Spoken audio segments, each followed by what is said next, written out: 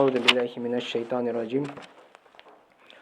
بسم الله الرحمن الرحيم والصلاة والسلام على رسول الله وعلى صحبه أجمعين. السلام عليكم ورحمة الله وبركاته. الله تعالى قرآن الكريم دايتا أعوذ بالله من الشيطان الرجيم. بسم الله الرحمن الرحيم. شهر رمضان الذي أنزل فيه القرآن هدى للناس وبينات من الهدى والفرقان فمن شهد منكم الشهر فلا صمه ومن كان مريضا أو على سفر فعدة من أيام أخر يريد الله بكم اليسر ولا يريد بكم العسر ولتكملوا العدة ولتكبروا الله على ما هداكم ولعلكم تشكرون.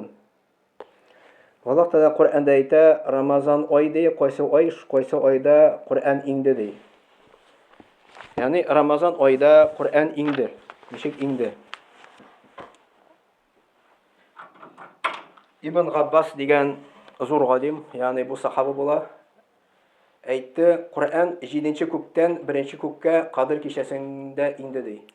Aktiviz zengare bitirib azaldır. Olmurağı.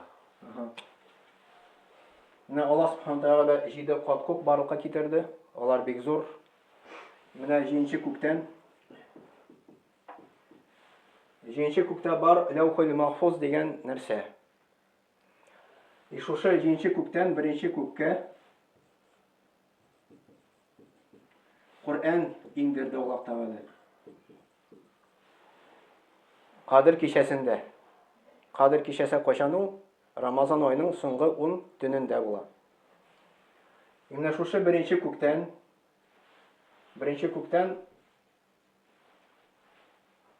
mana Jibril farishta Muhammad payg'ambar sollallohu alayhi vasallamga 23 yil ishinde turli voqealar bilan bog'lab indirdi endi. 23 yil ishinde. Mana 7-ko'kdan 1-ko'kka сразу моментально bir tunda indi. 1-ko'kdan Jibril farishta Muhammad payg'ambar sollallohu alayhi vasallamga 23 yil bo'yi Qur'onni endi indirib turdi. Mana shunday ravishda Qur'on indi.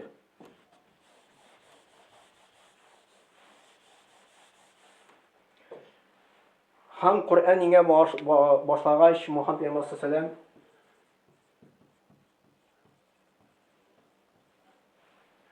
sahobalarga siyladi, sahobalar.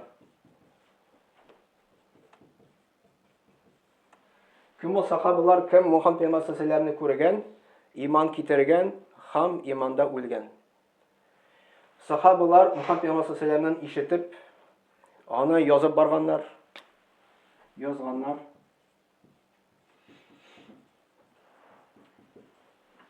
Ул вакытта мондай кебек кыягаз булмаган. Ул вакытта ким тирегә язган? Менә хайваннарның тиреләре була бит. Кимдер яфракка язган, кимдер ташка язган, кимдер ятлаган инде. Шуннан соң Qur'on хафизлар баракка килә башлады, галимнар баракка килә башлады инде. 23 ел буе мәшгулай Qur'on инде. Muhammad payg'ambar sollallohu alayhi vasallam sahobalarga siyladi, ular uni yotadilar endi. Аннары Muhammad payg'ambar sollallohu alayhi vasallam vafot була. Yani bu Qur'on 23 yıl boyu indi. Anları Muhammad payg'ambar sollallohu alayhi vasallam vafot bo'lgach 2 yıl o'tgach, 2 yıl. Или 1 yıl o'tgach, 2 yıl o'tgach, istatug'i 1 yıl qo'nam. U vaqtda musulmonlarning yetakchisi bo'la Abu Bakr. Yani u vaqtda уже baraka kelgan islom davlati bo'lgan edi. Анда Саудовская Аравия полностью, анда Иран, Ирак, анда күп, территория зор булган иде мусулманнарның. Абу Бакр ул вакытта була җитәкче мусулманнарның. Ул күрә то, что теге бер буыннан икенче буынга Qur'онны күчерә кирәк бит. Кайбер Qur'он хафизларын үтерәләр, кайберләре үлә инде. Җыя бөтен Qur'он хафизларны, җыя бөтен галимнарны.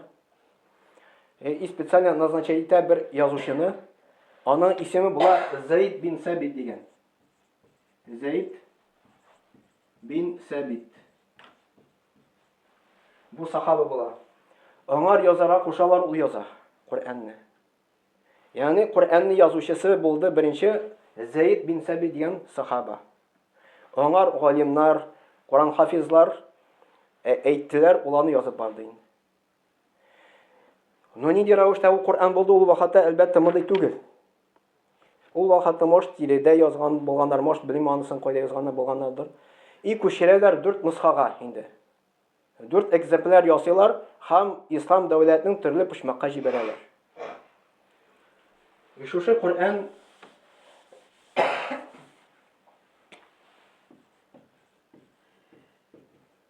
Шушы Коръән безгә хәтле килеп җитә. Шушы Коръәннең бер хәрефе дә үзгәрми. Ягъни менә ничек инде Аллаһ Тәгаләдән бер хәрефе дә үзгәрмәде. Бер вакыт кашанды күптән инде ул Әбидә тапканы бар Коръән. Анда язылган 19-нчы гасыр дип. То есть иске битләре карасам, нәкъ шул сүрәләр. Анда Ихлас, Фалак, Наслар, менә караганым бай, нәкъ шул сүрәләр инде. Аллаһ Тәгалә Коръәндә әйтә, без ди Коръәнне иңдердек ди, без аны саклыйбыз ди. Менә ничә ел үткән инде Коръән иңгәнгә? 1449 дип әйтәбез инде, менә ел үткән инде. Коръәнгә хәтле тоже Аллаһ Тәгалә иңдерде китаплар. Инҗил инде, Таурат инде. Нишәп Таурат үзгәрде, Коръән үзгәрмәде. Нишәп Инҗил үзгәрде, Коръән үзгәрмәде. Ни сәбәпле шулай микән? Чөнки Инҗил теге Библия дип әйтәбез инде. Тауратта Аллаһ Тәгалә вәгъдә бирми, мин аны саклыйм дип. Коръәндә вәгъдә бирә. Вәгъдә биргәч, Аллаһ Тәгалә Коръәнне саклый. Безгә хәтле килеп җитәм шушы Коръән Аллаһ Тәгаләнең рәхмәте белән. Бу Коръән Аллаһ Тәгаләнең сүзләре булып санала инде. Аллаһ Тәгалә сүзләре 100%. Аннары Аллаһ Тәгалә әйтә: "Шаһр Рамадан аллади унзила фихи ал-Куръан худан лин-нас." Худан лин-нас дигән сүз туры юл күрсәтүче. Туры юл күрсәтүче. Ягъни менә бу Коръән безгә була инструкция. Менә мәсәлән, идә безнең бар телевизор дип әйтәбез инде. Идә бар безнең компьютер, идә бар безнең мәсәлән телефон, машина сатып алабыз. Аның бар үзенең инструкциясе. Ни өчен аны без аны укыйбыз, чтобы дөрес кулланыр өчен инде. Аллаһ Тәгалә дә безгә Коръәнне иңдерде. Ни өчен безгә җанга инструкция буларак. Ничек аны дөрес итеп кулланырга тормышта. Менә бу Рамазанга кергәнче, ягъни уразага кергәнче мин менә сөйләсе килә иде, менә иманның нигезләре бар, иман. Бар исламның нигезләре. Иманның нигезләре алтау. Беренчесе иман китерү Аллаһка. Икенчесе иман китерү аның фәрештәләренә. Өченчесе иман китерү Аллаһ Тәгалә иңдергән китапларга.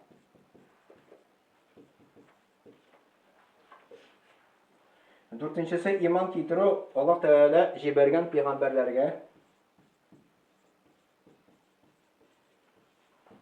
Бишенчесе иман китерү кыямәт көненә. Алтынчысы иман китерү тәкъдиргә. Бу иманның алты баганасы. Бар исламның баганалары. Алар бишәү. Беренчесе шәһадәт китерү. Шәһадәт. Икенчесе намаз. Өченчесе закат. Дүртенчесе ураза. Бишенчесе хаҗ. Бу турында Мөхәммәд Пәйгамбәр саллаллаху алейһи ва сәллям әйтте, ислам диненең нигезе бишәү ди. Беренчесе шәһадәт китерү, андан намаз, закат, ураза, хаҗ. Иманның нигезе алтау. Менә шушы ике нигез бик мөһим, истә калдырыгыз. Моны иманны истә калдырырга бик җиңел. Аллаһ Тәгалә иң бийек өстән, фәрештәләр астарак килеп чыга инде. Аннары фәрештәләр, нәрсәләр, ягъни Җибраил фәрештә нәрсә алып килде пәйгамбәргә? Китап, Коръән, Инҗил, Таурат һәм башка. Һәм кемгә алып килде? Пәйгамбәргә, яшә пәйгамбәрләргә инде. Peygamber Muhammed sallallahu aleyhi ve sellem ile peygamberler nese turunda söylediler. Kıyamet günü turunda yazmış takdirini. Buna işte kaldırabileceğiniz. İslam dininin negizleri bir şey. Şehadet getiriyor. Bu bula la ilahe illallah deyip. Yani eşhedü en la ilahe illallah ve eşhedü enne Muhammeden Resulullah. Bunun manası min şehadet getiremem Allah'tan başka ilah yok. Ha Muhammed Allah Teala'nın işçisi deyip. Yani şehadet getiremem Allah bir özüne. Onun tindaşı yok. Ha Muhammed Peygamber sallallahu aleyhi ve sellem onun işçisi deyip şehadet getiremem deyip sen көңелдән шанып аны әйтәсен. Шуның белән кеше исламга кирип китә. İslam'a кергәч, аңар йөкләнә намаз уку, закат, ураза, хаҗ. Менә шушы нәрсәләр. Ягъни бу фарыз нәрсәләр инде. Аллаһ кушкан нәрсәләр. Моны үтәсәм савап, моны үтәмәсәм гөнаһ. Но иң мөһиме монысы иман китүр беренчесе. Беренчесе. Аннары менә шушы ислам. İman bu bizim beyli күңел белән инде. İslam beyli гамәлләр белән. Гамәлләр. Bu iman була ышану. Yani шушы нәрсәләргә ышану. Bu гамәлләр. Без намаз укыйбыз, закат, ураза, хаҗ. Именно шушы нәрсә кая алып бара? Bu нәрсә алып бара Аллаһның ризалыгына. Аллаһ риза булса безнең белән кая кертә? Җәннәткә. Җәннәткә кертә. Мәсәлән, бу көндә менә шушы әйбер аксый безнең. Ягъни без әйтәбез, мин иман китердем, Аллаһка ышанам. Но ул гына җитә микән? Җәннәткә керергә. Мәсәлән, кеше университетка керә икән, укырга. Мәсәлән, укырга керде. Университетка, яисә институтка. Ничә ул анда керде? Нәрсә кирәк анда ул? Диплом кирәк. Ничә аңа диплом кирәк ул? Яхшы эшкә урнашырга. Ягъни ул университетка керде, аны алдылар. Но диплом алыр өчен кайбер шартлар үтәргә кирәк бит инде. Анда укырга кирәк, сессиягә барырга кирәк, то есть сдавать кирәк экзаменнарны ярты ел саен. И ахырында 4 ел үткәч, 5 ел үткәч сиңа диплом бирәләр. Менә бу безгә җәннәткә керер өчен без исламга кирдек, шәһадәт китердек. Без кирдек кенә әле, то есть без җәннәт юлына бастык кына әле. Но чтобы Аллаһ Тәгалә безгә җәннәт бирсен өчен, разый булсын өчен, намаз укыйбыз. Закат инде ул байлар. Закат, ягъни монда инде 85 грамм алтын белән бәйле инде. Ул примерно 900 ничәдер мең. Ну, алабыз 1 миллион дип инде. Әгәр дә кешедә 1 миллион сум акча бар икән, юлында 1 ел ята, үзгәрмичә инде, кимемичә. Анан 40-тан 1 өлешен ул мискин факирларга садака бирә. Хаҗ инде ул кемнең мөмкинчелеге бар хаҗга барырга. Кемнең мөмкинчелеге бар. Но хәзер карыйбыз менә бу намазга. Менә хәзер Рамазан ай җитә иншалла. Кем намазга басмады, аңар бик зур фурсат намазга басарга. Бик зур фурсат. Аллаһ Тәгалә бездән намазны күп нәрсә теләми, то есть таләп итми. Самое главное, беренче фарызлар. То есть, мәсәлән,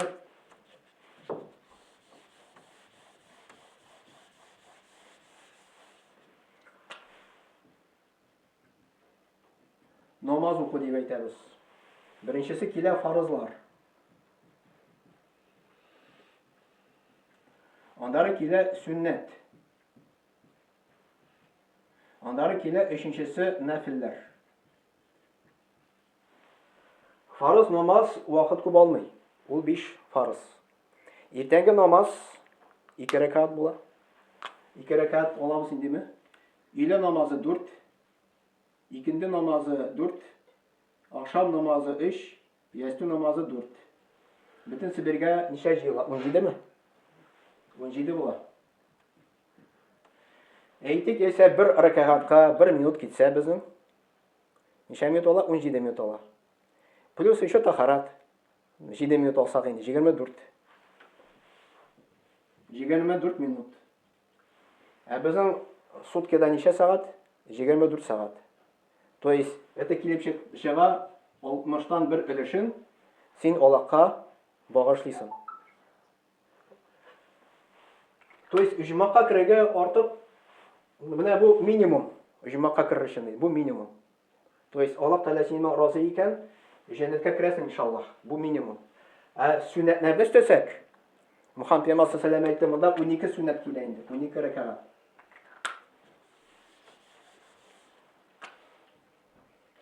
Yani irtängi namazda baranda, ile namazda 6 rəkat kilə, axşamda 2, yəstüdə 2 rəkat, bütünsi birə 12. Əgərdə şuşu 2 sünnətni farzlarla birgə oxusaq, Muhammed Peyğəmbər sallallahu əleyhi və səlləm Allah da şuşu kişiyə deyi, icmaqda yurt salıb qoyadı. Yani min bilgənçə icmaqda yurtni salıb bola, əgərdə məscid salsan, ikincisi sünnət oxusan indi. Muhammed Peyğəmbər sallallahu əleyhi və səlləm aytdı, cənnətnin kim iң astагы дәрәҗәгә эләгә икән, аңар шундый йорт бирелер дигән, что 2000 елда аны урап чыга алмас. 2000 елда аны урап чыга алмаячак. Уйлап карыйк, менә шундый зур йорт бирәчәк безгә Аллаһ Тәгалә. Әле ул иң түбән дәрәҗәгә кергән иҗмахның. Иҗмахта без шулай ук агачларда утырта алабыз. Subhanallah ve bihamdihi deyip әйтсән, Аллаһ Тәгалә безнең бакчабызга җмакта агач утыртып куя. 100 тапкыр әйтсәк, 100 агач, 1000 тапкыр әйтсәк, 1000 агач утырта. Ягъни җәннәткә керергә алай артык авыр түгел. Самое главное, менә бу фаразларны үтәсән, 17 минут, мәсәлән, плюс 7 минут еще моңа алсам, күп түгел. Шуның өчен менә бу Рамазан ай, мин сезгә план бирәм инде. Kim namazga basmadı, bir zor fırsat ne şu namazga basar. Namaz o ağır түгел. Kim namaz okuy, o namaz okura ağır түгел. Anda elhamdülillah bilirek yere indi. İnna atoynaka l-kevser, kul huvallahu ahad bilsen, at-tahiyat ve salavat bilsen, onu olasın okuyorsun normal. Etsek mesela bizning zihnimiz yok desek, zihnimiz var. Просто mında Кирәк иң зурысы теләк, ул желание. Если кешенең желаниесе бар икән, теләге бар, ул аны моментом өйрәнә. Аңа авыр түгел. Даже кем намазга баса икән, беренче вакытта намазны китаптан тотып укый ала. Шулай да бер ай укыса, 2 ай укыса, намазга кирип китә иншаллах. Бик җиңел. Но зато аңар намаз укыса, Аллаһ Тәгалә әйтте җәннәтне бирәчәк иншаллах. Так. Дальше барабыз. Бу инде кем намазга басмады, намазга басарга фурсат. Кем намаз укый инде, мәсәлән, фарызларны укый икән, сүннәт укырга.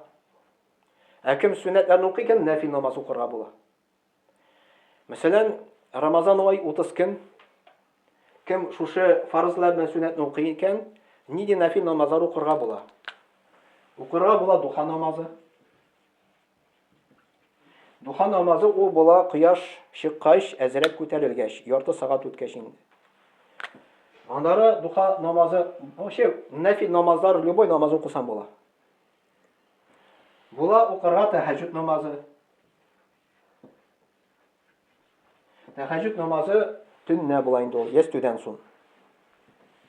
Тон атканчы хәтле. Можно укырга таравих намазы.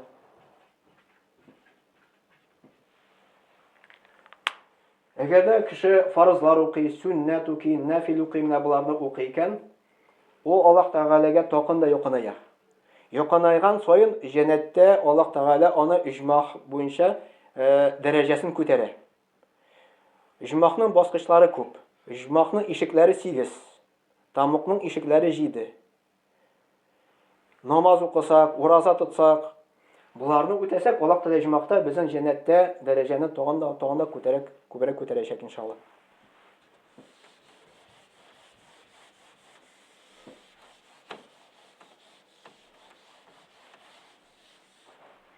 Devam итәбез. Аннары Аллаһ Тәгалә әйтә: "Худал лин-наси ва байинати минал худа вал фуркан". Именно шушы Коръән хидаят булып тора ди, туры юл булып тора. Фәмән шахида минкум аш-шахра фәльясум. Кем дә кем шушы айга ирешә ди, ураза тотсын ди. Ураза тотсын дигән монда килә әмер формасында. ومن كان مريض أجد أو أرصدي أو على سفر يس سفر دبوسا فعدة من أيام أخر باشقا كنردا ورزانة تتبتر سندي يريد الله بكم اليسر ولا يريد بكم العسر. الله تعالى şunun bilen bizge jеңелlik tileydi.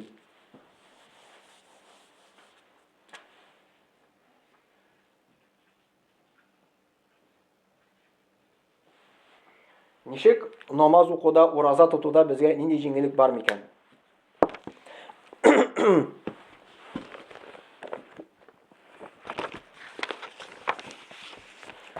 Җиңеллек шунда Аллаһ Тәгалә безне бу дөньяда бәхет итә, беренчедән. Беренчедән бәхет итә. Менә һәрбер кешенең бәхетле буласы килә. Әмма бәхетле кеше үзенчә уйлый. Әгәр дә кешедә, мәсәлән, акча булса, дип уйлый инде ул. Мәсәлән, акча булса, яисә квартира булса, яисә эш яхшы булса, яисә мәшәкатьләр булмаса,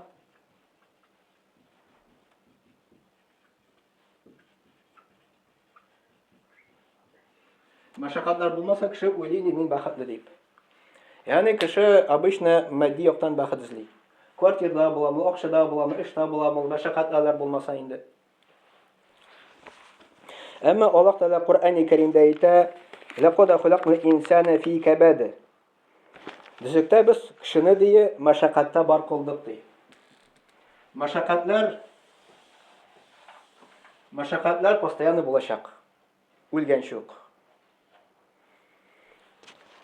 Аннары Аллаһ Тәгалә әйтә: "Ман кана юридул харсал ахирати назид лаху фил харсихи". Аннары Аллаһ Субханаһу Тәгалә әйтә: "Кем дә кем ди ахиратны телейди, без ахиратны истәрбез ди. Ва ман кана юриду харсад дунья нутихи минха". Кем дә кем ди дөньяны телейди, без дөньяны биребез ди. Ва фил ахирати мин насиб. Хам ахиратта аңа насибы булмас ди.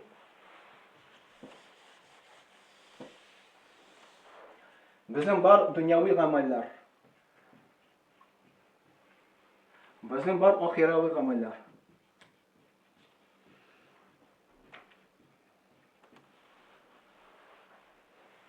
Ахирави гамәлләр монда керә инде намаз, ураза тоту,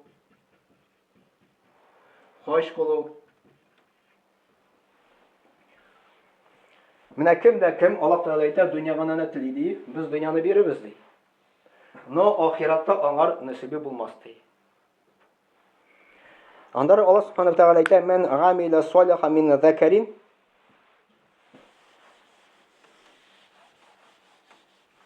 Аллаһ Тәгалә әйтә, кем дә кем ди изге гамәлләр кыла ди. Изге гамәлләр.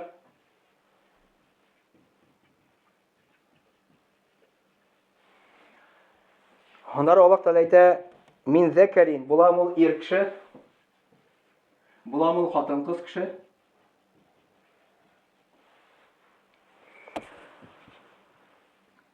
Аннары Аллаһ әйтә: "Ва хуа муъминун".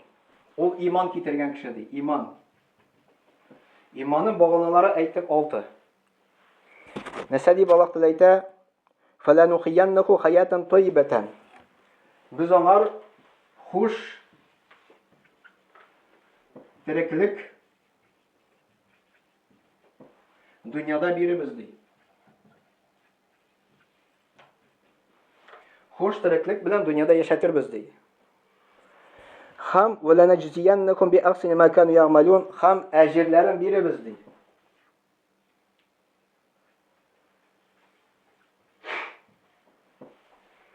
Ягъни кем дә кем изге гамәлләр кыла, изге гамәлләргә керә монда намаз уку.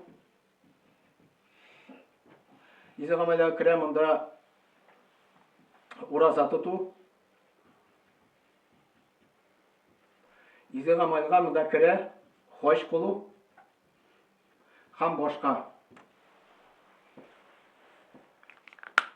Менә тәфсир галимнары әйтәләр, әгәр дә кеше изе гамаллар кыла икән, буламы ир кеше, хатын кыз кеше, шул вакытта иман китергән Аллаһка, Аллаһ Тәгалә дөньяда хуш тереклек белән аны яшәтә.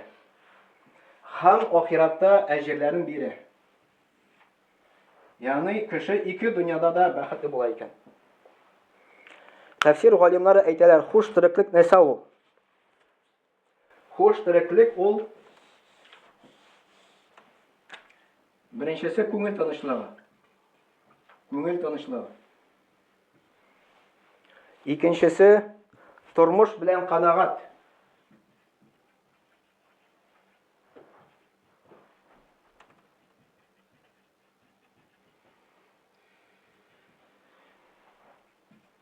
Күңел тынычлыгы, тормыш белән канагать һәм изе гамәлләр Аллаһ Тәгалә ярдәм итә.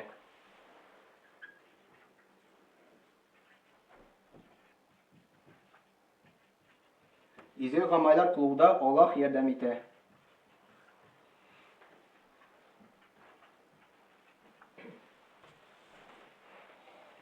Ягъни, әгәр дә без изе гамәлләр кылабыз, буламы ир хатынбы, иман китереп, Аллаһ Тәгалә дөньяда хуш тереклек бирә икән. Нәрсә бирә? Күңел тынычлыгы бирә. Икенчесе тормыш белән кеше канагать була.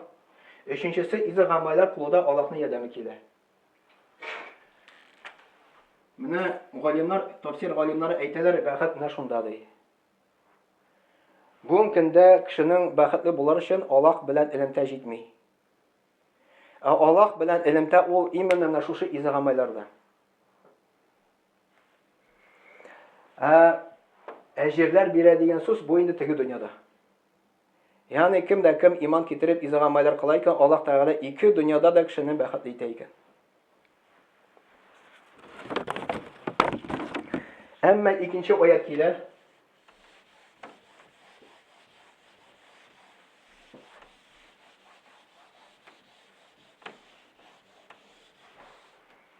Аллаһ Тәгалә икенче аятта әйтә: "Фа имма я'тияннакум минни худан." Әгәргә ди сезгә миннән хидаят юлы ирешсә ди. Хидаят юлы. Менә Аллаһ Тәгаләдән хидаят килде икән. Хидаят дигән сүз бу Аллаһ Тәгаләнең иң зур бүләге безгә биргән. Аннан да зуррак бүләк юк. Бу хидаят тәүфик. Хидаят тәүфик. Бу Аллаһ Тәгаләнең биргән иң зур бүләк.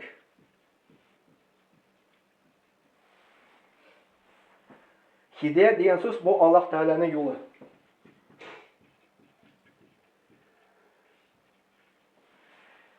Әгәр дә кеше үзенең чын күңелдән иман китереп намазга баса икән,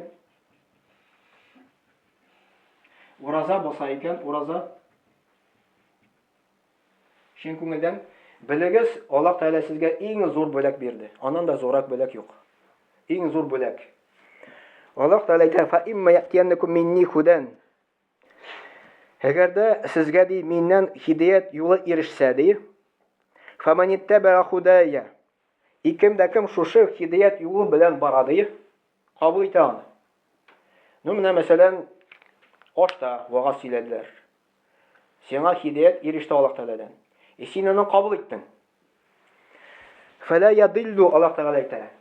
Шушы кеше адашмас ди. Адашмас.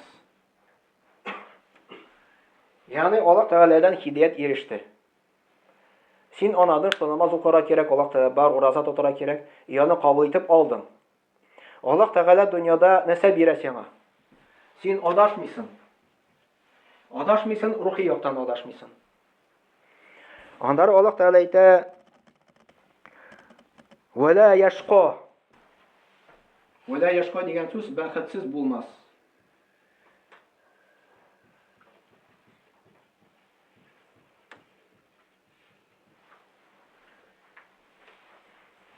Аннары Аллаһ Тәгалә әйтә: "Ва ман аграда ган зикри."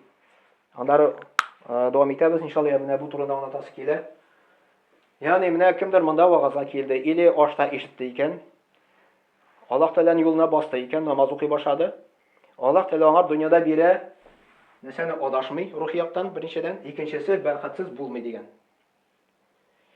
Мин әле белмим андый кешене, который намаз укый, ураза тота, өчен күңеле Аллаһка ышанган, бәхетсез булганын.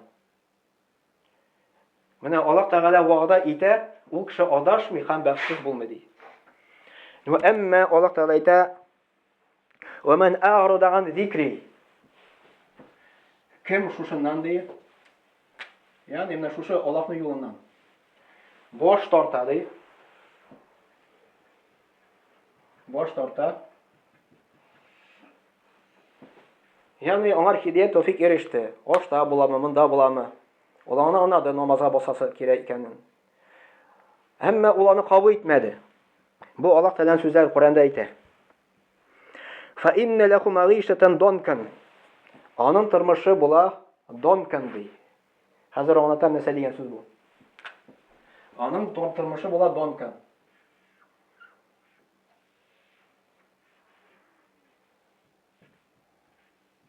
Донкун.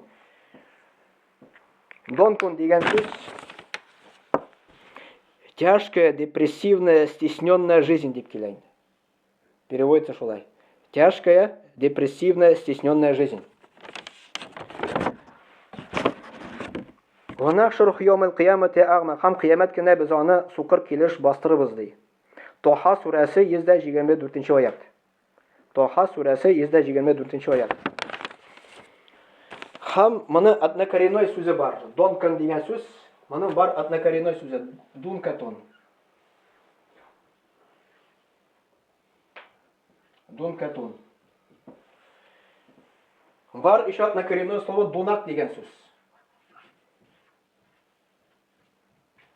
Дунак. Донкун.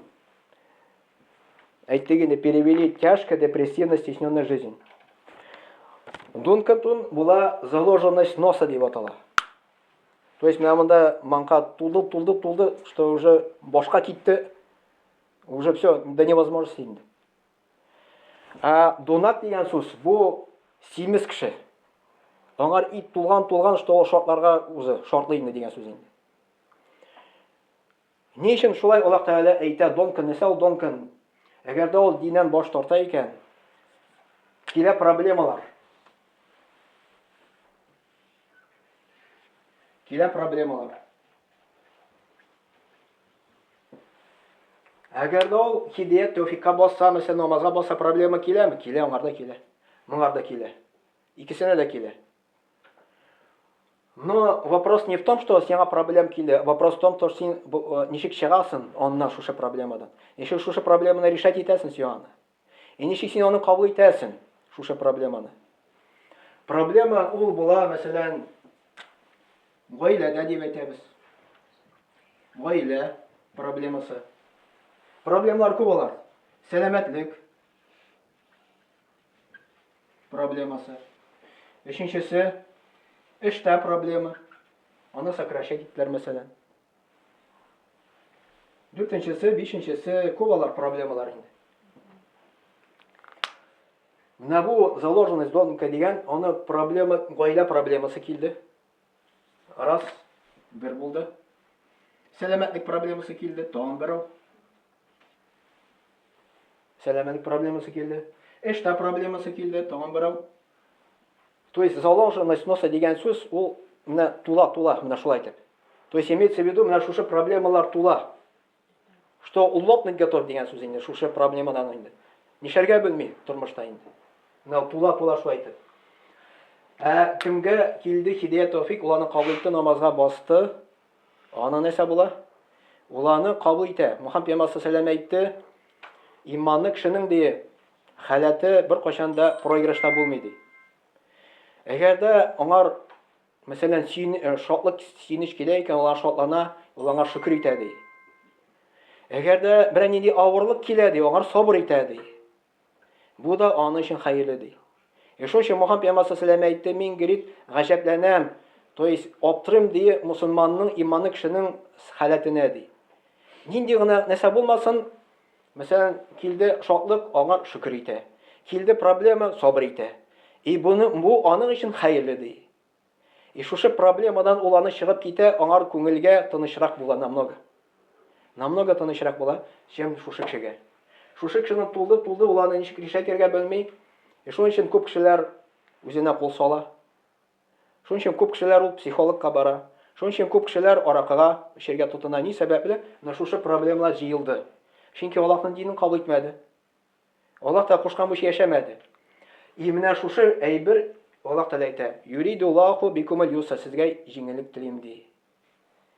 Ягъни намаз уку, ураза тоту без уйлыйбыз авырлык дип, ул Аллаһ Тәгалә әйтә, юк, җиңеллек ди. Моңар мисал Рамил Юнус хәзрәт вагызда китерә мисал шундый. Ул әйтә, минем күршем бар иде ди. Ул бер, может, 20 ел элек булган микән инде, ул белем истә түгел инде. Үзенең 6-7 яшьлек баласы бар ди ан, 1нче класста укый. Аны иртә белән уята саат 6-да ди. Алып китә, хоккей уйнап тора ди. 1 сагать хоккейга җибәрә. Андары алып бара мәктәпкә ди. Хәзрәт әйтә, "Әкәлсе саат 6-да тора ала икән ди бала ди. Без аны намазга уятмыйбыз ди, йокласын, хоккейга уята бит ди." Ярар, ул хоккей уйный, ул бик яхшы, аны сәламәтлек арта инде. Да моңар Аллаһ Тәгалә каршы килми, дин моңа каршы килми. Аны медальләре була, аны чемпионатларга йөри, Петербургка бара ди, Мәскәүгә бара ди. Аны бу үсә. Физик яктан көчле, рухи яктан зәгыйф. 20 яшь тула моңа, 22 яшь тула и дальше. Бер вакыт ул наркоман булып китә икән ди. Ничә миллион сум кирәк ди, чтобы шушы наркоманияны моны чыгарырга ди. Менә авырлык килде. Без телибез җиңеллек, намаз укымыйбыз дип. Килде авырлык. Аллаһ та намазга бас, ураза тот дип, баланы өйрәт ди намазга ди. Җиңеллек андары килер ди. То есть җиңеллек килми, пока авырлык булмый. Ул Аллаһ Тәгаләнең кагыйдасы шундый. Җиңеллек килми, пока авырлык булмый. Ураза тотабыз, вроде авыр, но җиңеллек андары киләчәк. Намаз укыйбыз, вроде җиңел түгел, җиңеллек андары киләчәк. Мәсәлән, кеше университетка урнаша икән, укый икән, җиңел түгел, но андары диплом ала, җиңеллек килә андары. Кеше йорт сала, җиңел түгел, но андары йортка чыга, андары җиңеллек андары килә. Пока кеше какой-то авырлык үтмичә, җиңеллек булмый. Намаз, ул намазга басабыз да, һәр көн намаз укырга кирәк 5 тапкыр. Вроде монда отпускада юк, бер нәрсә дә юк. Ураза тотарга кирәк, вроде авыр кебек, но андары җиңеллек килә.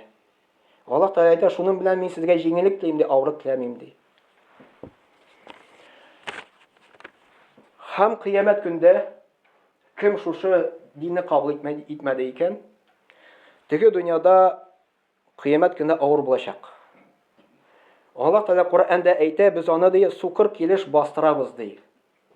Аллаһ Тәгалә әйтенчә, мине сукыр итте, мин бит дөньяда күрдем. Аллаһ Тәгалә әйтер, син ди минем мөҗизаларымны күрмәдең дип әйтер. Так. Менә бу булды әле предисловие, әле без Рамазанга кергән идек.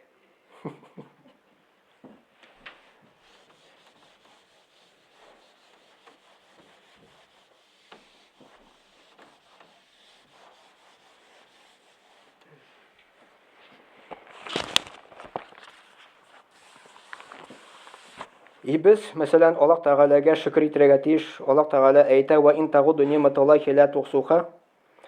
Әгәр дә сез нимәтләрне санасагыз, ди, сез сана бетерә алмыйсыз, ди. Нимәтләр. Санап карыйк безнең нимәтләрне, күпме бар безнең нимәтләр. Коръәндә Аллаһ Тәгалә искә төшерә ишетү аппаратны, искә төшерә күрү аппаратны, аякларны, кулларны. Безнең күзебез күпме тора микән? Безнең аягыбыз күпме тора микән? Кайчан без аны аный башлыйбыз, кайчан шушы сәламәтлекне югалткач, күп нимәт югалган икән дип аный башлыйбыз. Ул вакытта гына Аллаһ Тәгаләне искә төшерәбез кызганча каршы. Бит изначально безгә Аллаһ Тәгалә ана карында бирде, кулак, күзләр бирде, йөрәк бирде, акыл бирде, аяклар бирде. Аллаһ Тәгалә әйтә, нимәтләрне санасагыз, сез сана бетерә алмыйсыз ди. Шушы нимәтләргә без Аллаһ Тәгалә куша шөкр итәргә. Шөкр.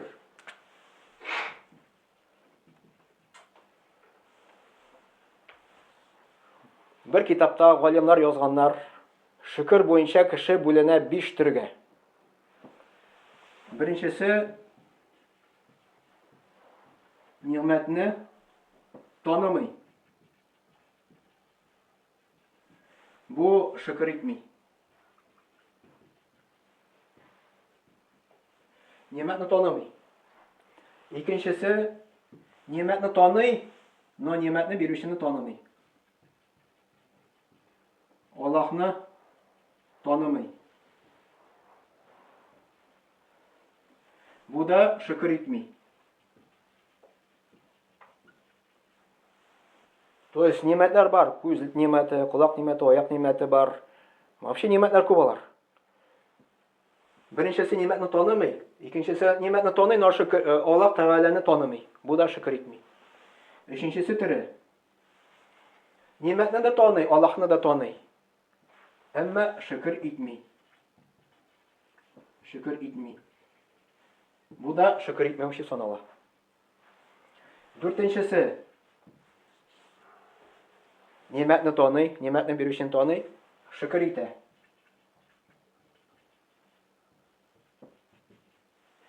Нәрсә әйтәләр галимнар? Бу шөкер итәме? Юк дип әйтәләр. Шөкер итми. Аллаһка шөкер дип йөреп кенә шөкер итеп булмый. Бишенчесе. Ниъмәтне таный, ниъмәтне бирүчене таный, шөкер итә, буйсына. Бу шөкер итә, әмма буйсынмый монысы. Моны мин теге язмадым инде, теге монысы шөкер итә, әмма буйсынмый.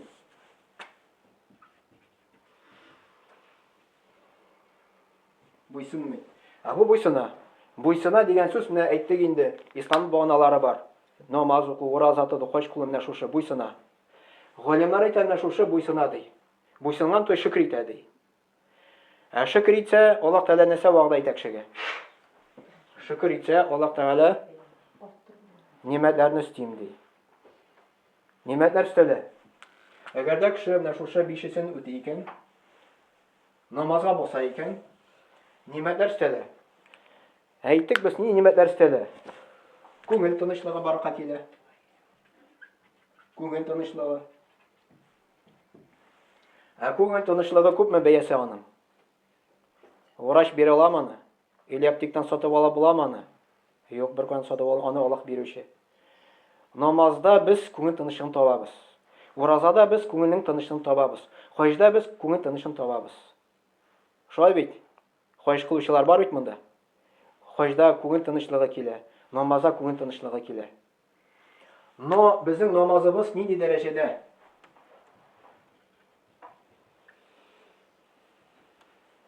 Намазыбыз нинди дәрәҗәдә безнең? Күңел тынычлыгы табабыз микән намазда или юк микән? Без намазга киләбез, тәнне алып киләбез, но җан әле артта кала. Анда гына может килеп җитә. Ягъни без намаз укыйбыз, намазны сау. Аллаһ белән сөйләшү. Аллаһ белән сөйләшү. Әгәр дә син моның мәгънәсен анламыйсың икән, син намазны озак укый алмаячаксың. Аны ташлаячаксың. Шуның өчен намазның мәгънәсен белергә кирәк, аны тәрҗемәсен белергә кирәк. Син Аллаһ белән сөйләшәсең, нәрсә Аллаһтан сорыйсың, нәрсә нинди сүзләр әйтәсең.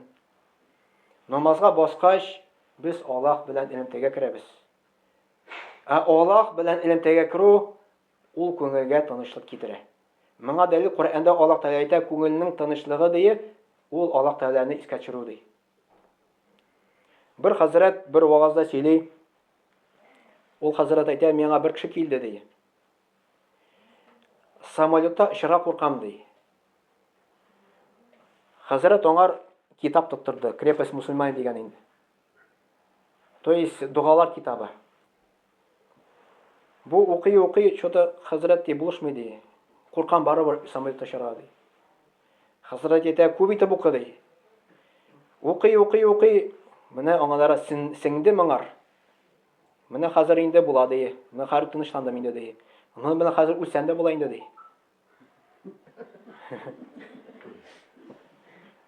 Ягъни без намазга басабыз, күңел безнең кайда? Күңелебез дә безнең бит Аллаһ белән сөйләшергә тиеш. Теге тәнгенә түгел, тел белән генә түгел. Шуның өчен моның понятиесе бар, зикр дигән әйбер, зикр.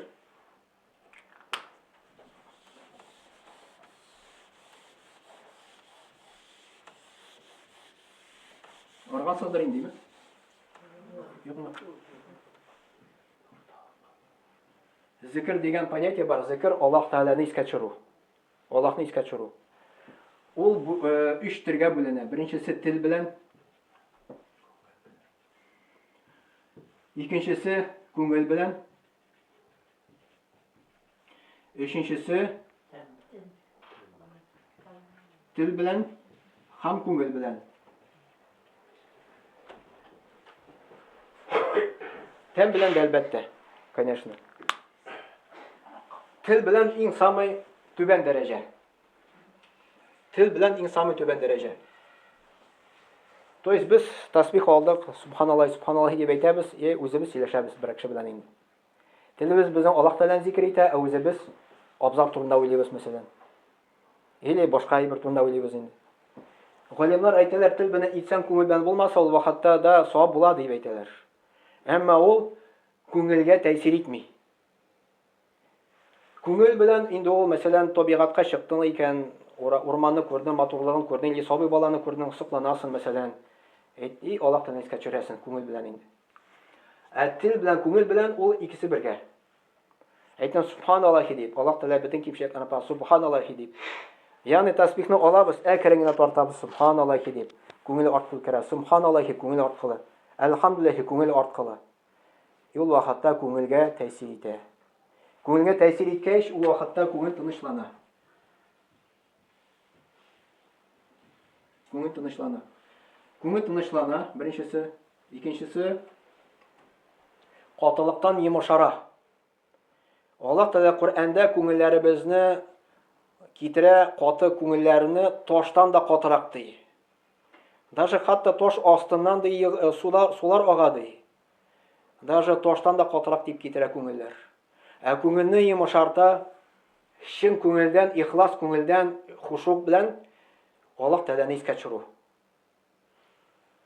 Тынычлана, һәм йомшак, һәм йомшара күңел безнең. Кеше күңел тынычлангач, күңел йомшаргач, кеше бәхетле була. Менә Аллаһ Тәгалә шушы ураза тоту белән, намаз уку белән, зикр белән безгә җиңеллек тели икән. Авырып теләми. Шуның өчен менә шушы иң зур нимәт булып тора. Аллаһ Тәгалә безгә биргән шушы һидаят тәүфик. Күпме кешеләр монда мәчеткә керә алмый. Без кердек. Күршеләр бар, мәчеткә керә алмый, без монда кердек. Күпме кешеләр намазга баса алмый, без баса алдык. Күпме кешеләр ураза тота алмый, без ураза тотабыз.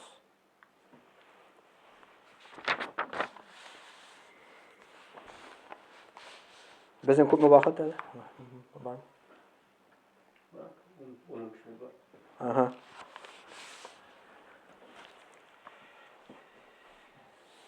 Бу без постепенно менә шулай ураза буенча, намаз буенча. Менә без хәзер Рамазан айга керәбез иншаллах.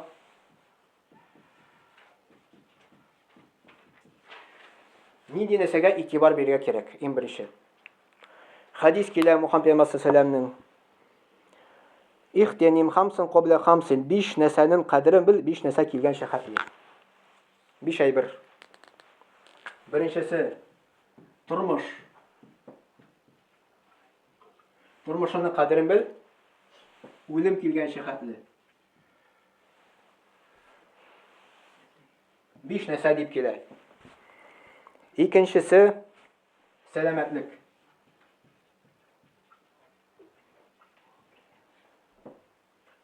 Абыру килгән шәһәтле. Өченчесе нәрсә өченчесе? Буш вакыт.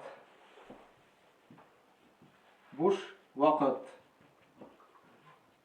Шушы буш вакыт буенча бик басым ясасы килә шуңар инде. Буш вакыт шөгыль килгән шәһәтле. Шөгыль. Дүртенчесе яшьлек. Так, монда ничек килә? Яшьлек да, монда яшьлек килә. Яшьлек картайган шәһәтле. Картайган шәһәрле. Бишенчесе, бай вакытының кадерен бел, байлыкны. Байлык, факирлык килгән шәһәрле.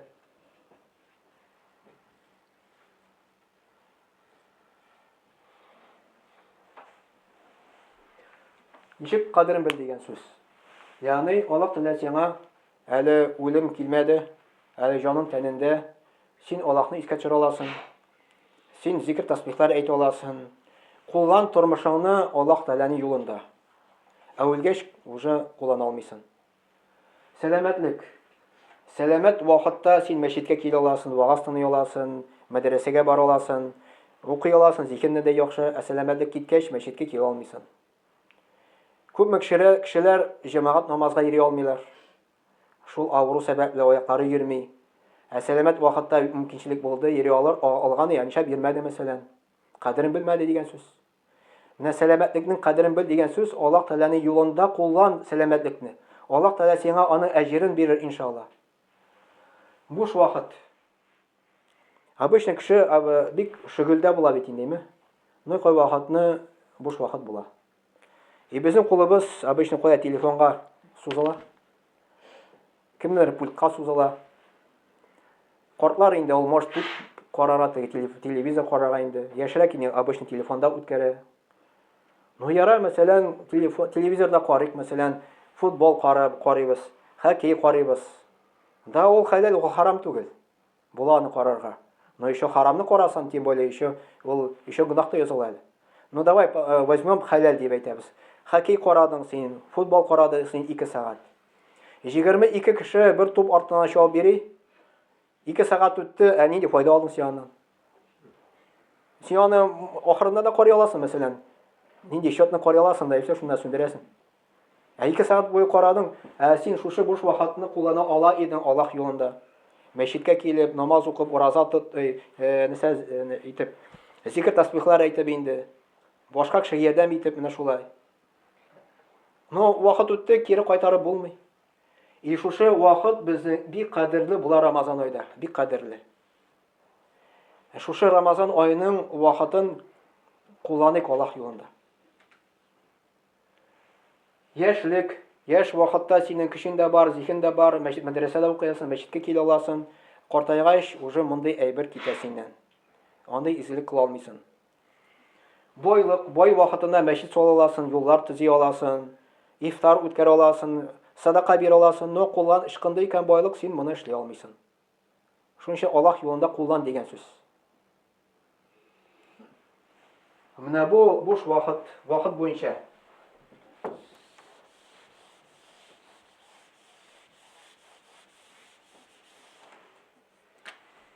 Рамазан айында вакыт ничек дөрес итеп распределять итәргә. Безнең итәнге вакыт башлана сәхәрдән. Сәхәр алабыз. Беренчесе сәхәр дип әйтәбез. Сәхәр. Сәхәрдә без ашыйбыз. Но безнең кызганча каршы вакытта ашауга да күп вакыт китә әле. Әзерләргә дә вакыт китә әле. Безнең гыйбадәткә вакыт әз кала. Ә сәхәр вакыты ул төннең соңгы 3нче өлеше. Ул вакытта Аллаһ Тәгалә төшә беренче күккә безнең дуаларыбызны кабул итәр өчен. Шул вакытта тиз генә аша да, или иртәрәк тор, намаз укып ал, 2 рәкъәт буламы, или дуга кыл, дуга кабул була, Аллаһтан гафу сора.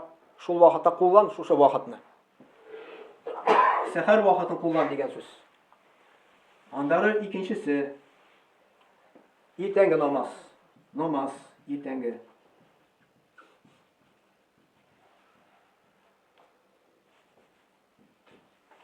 Намазны ир кешегә инде основном касается. Өйдә дә укырга була, мәчеттә дә укырга була. Өйдә укысаң 1 савап, мәчеттә укысаң 27 савап. Мухаммед саллаллаху хадисендә килә. Кем дие, менә Рамазан аеның фазиләте шунда. Кем әз генә Аллаһка якыная Рамазан айда фарыз белән түгел, любой нафил белән якыная, нафил. Нафил сүннәт буламы, аңар фарыз кебек савап языла. Рамазан айында нәфилне эшләсәң, фарыз кебек савап языла. Иң күп саваплы ул фарыз. Фарыз это мәҗбүри дигән әйбер. Ягъни намаз фарызы бар, сөннәте бар, нәфиле бар инде. Фарызны үтәсәк, 70 фарыз кебек савап языла. 70 фарыз. Бу Раваху ибн Хазима дип китерә риваятында шундый хадис. Рамазан айында саваплар арта. Әгәр дә син любой изгелек кылдың, фарыз булмаган, фарыз кебек савап языла. Фарызны кылдың икән, 70 фарыз. Мәчеттә укыдың икән, 27 мәртәбә туганда өстәдә. Моны мисал китерә, син бәрәңгене сатасың икән өйдә 10 сумга. Базарга барып, анда 2.70-кә сатып була. Кая сатасың син бәрәңгене? Өйдәме или базарга барасыңмы? Монда да шулай син намазны өйдә укый аласың, мәчеттә укый аласың, ә мәчеттә карагыз күпме савап китә. Хатын кыз нәрсә эшли? Мәсәлән, үзенең ирен намазга җибәрсә, или малаеммы, ул кылган әҗерен ала үзенә дә. Потому что Мухаммад пәйгамбәр саллаллаху алейһи ва саллям әйтте, кем яхшылыкка юл күрсәтте ди, аңа да шул әҗер була ди. Ягъни өндәнең намазга бар мәчеткә дип, мәчеткә барды, ул савап алды, ул савабы сиңа да языла, аңа да языла.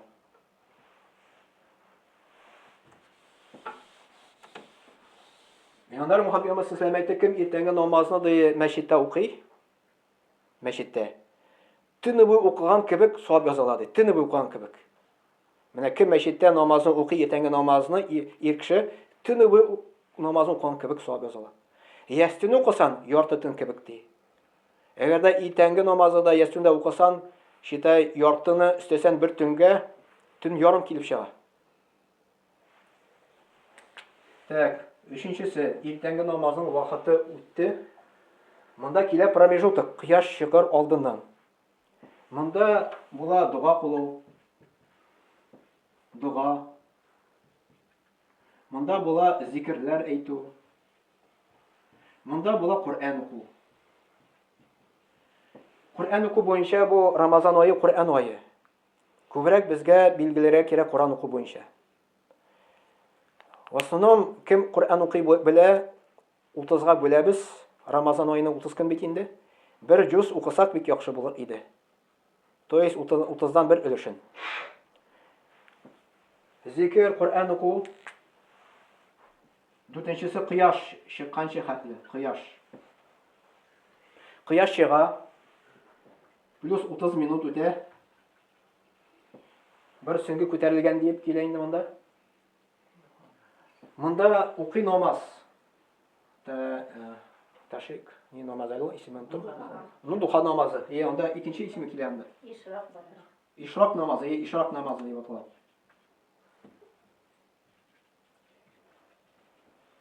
Ишрак намазын укый, аңар әҗере була. Гумра һәм хаш. Гумра плюс хаш.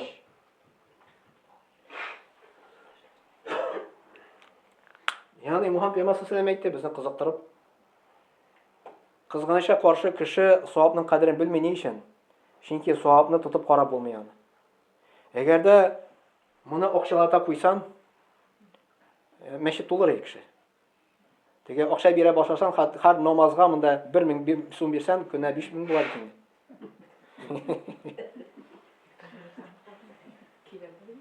Килерләр, мәчет тулыр, инде ул ихластан булмый. Әмма кабергә кергәч 2 метр, 1 метр, монда валют үзгәрә. Мөхәммәд пәйгамбәр саллаллаху алейһи ва саллям әйтте, мәйтне 3 ай бер зата ди, икесе кире кайта ди, бер саны белән китә ди. Аны зата семьясы, аны зата малы, аны зата гамәлләре. Семьясы кире кайта, малы кире кайта, аны белән бергә гамәлләре аны китә ди. Кабергә кергәч уже рубли, доллары не действуют анда. Анда уже действует менә шушы әйберләр. Аллаһ ризалыгы өчен изгелек кылган инде. Менә уже җан чыккач кеше бик каты үкенер дип килә инде. Что шушы изе гамәлләрне эшли алмадым дип инде.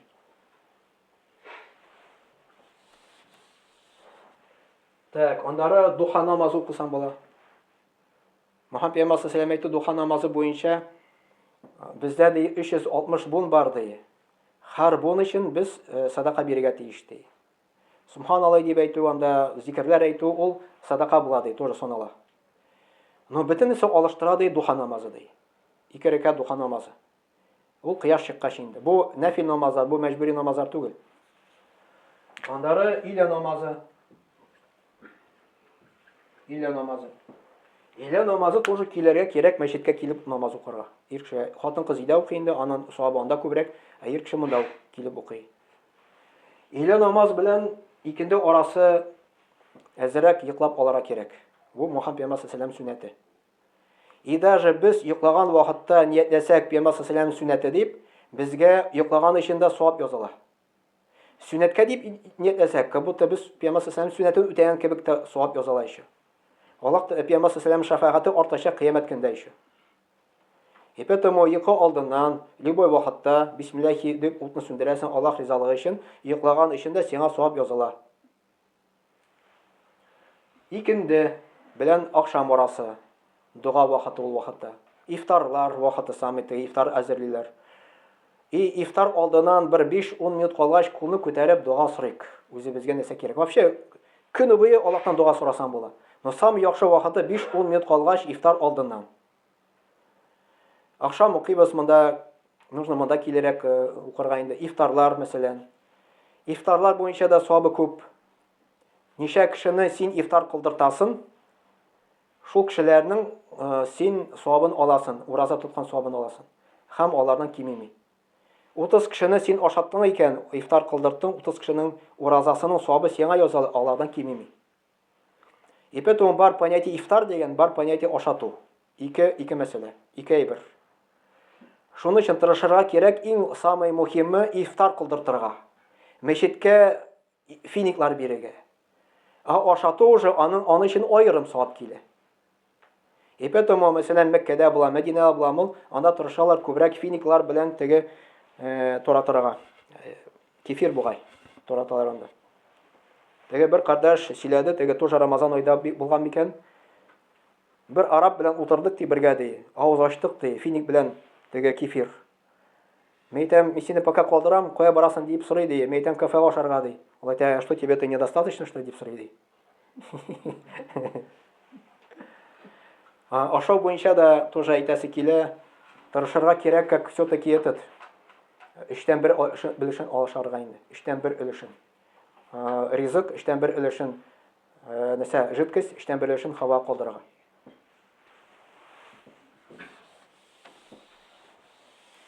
Һәм андары уразаның галимнар 3 файда тапканнар. Беренчесе файда уразаның. Беренче файда рухи файда килә. Икенче файда иҗтимагый файда. Өченчесе файда сәламәтлеккә файда.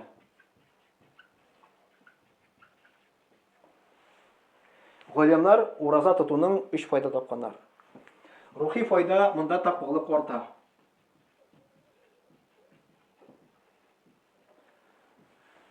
Тақвалык дигән сүз Аллаһтан куркып, гунахлардан саклану. Аллаһтан куркып, гунахлардан саклану.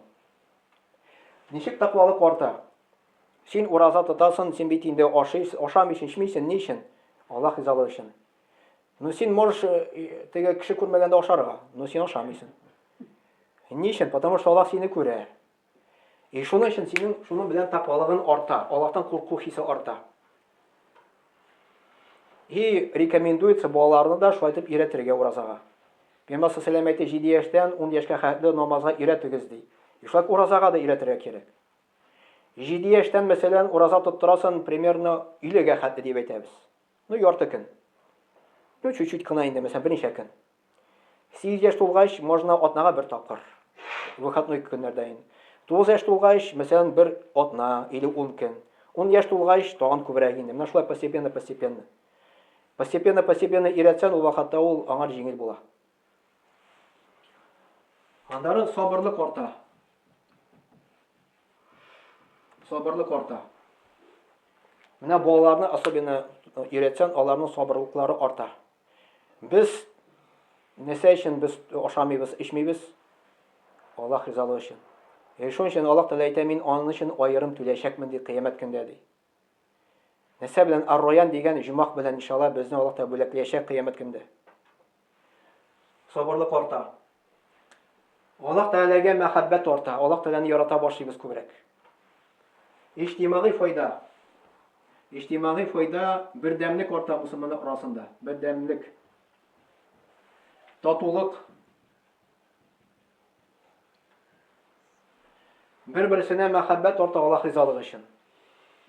Selametlikka foyda. Selametlikka foyda ko'p kile. Selametlikka ko'p foyda kile. O'zimdan bilam 1-2 yil ilk tege avurtgan edim, oshqozon bilan. Ismini unutdim, u avurtuning. Ismini unutdim. Ana лекарство, ana лечениесі голод, холод и покой деп aytganlar endi. Поджелудочная, точно endi. Панкреатит ие. Ну, мында диета керек, диета тута алмадым, потому что диета тутырга авыр. То есть, мар кызыгасын, дегенә кызыгасын. Мин уйладым, әйшәп ураза тутмаска дим инде. Алдым да шалтыраттым, белгән кешеләрдән сорадым, инде врачка шалтыраттым. Бер мусульман врачкандары бер белгән имам хәзрәткә шалтыраттым. Буламы алай эшләсәм дип, икесе дә була дип әйттеләр. Врач әйтте, просто ашаганда да син күп ашама дип әйтә инде. Ифтарда да, сәхәрдә дә һәм высококалорийный пища ашама дип әйттеләр. Күпмедер 1-2 атна тоттым, сонда да ашказан рәтләнде, китте әлхәмдүлилләх. Менә сәламәтлек килде. Но әгәр дә син авыртасың икән, син ураза тотмыйсың әлбәттә. Но сәламәтлеккә файда килә. Андары берничә ел элек инде ул дингә хәтле школьный вакытта бер китап тапкан идем, укыган идем. Чудо голодания дигән. Поль Брек ишкән бармы, аны юкмы? Бу американский миканул. Ул теге система выработал, ничек голодать итәргә инде. Лечить итәргә үзен. 1 сутки голодать итәргә була, 3 сутки, 7 сутки, 21 сутки самый күбе. Даже Шәмәрдәндә дә ашканда шундый теге үзәк. Дәваланалар бит, баралар анда. Под присмотром врача инде әлбәттә. Әле анда 1 ел чират әле торасы. И шушы Поль Брек аның турында сөйләгәннәре 96 яшькә хәт яшәгән. 96 яшьтә теге бабай, мен аны YouTube'та тыңладым инде. Серфинг бар бит әле теге дулкын өстендә йөри торган. Шунда йөргәндә генә үлеп китә. Теге монда муены нәрсәдер була муенна. То есть муены шкынам нәрсәдер була инде в общем. То есть әҗәле шунда җитә инде. Аны ачып караганнар, организм как теге яшь кешенеке кебек дип инде. Но бу буенча голодание буенча кайбер врачлар моны не рекомендуют, потому что истощение возникает дип әйтәләр инде организмы. А ураза тоту гадый. Шәмәрдәнгә дә бара кирәктер, монда итәргә кирәк түгел, акча да түләргә кирәк түгел. Син эштә дә эшли аласың, нормаль ураза тота аласың. И как раз син истощение точка хат җитәсен, и раз авыз ачу вакыты җитә, авыз ачасың. Икенче көнне тотасың, раз авыз ачасың да шулай.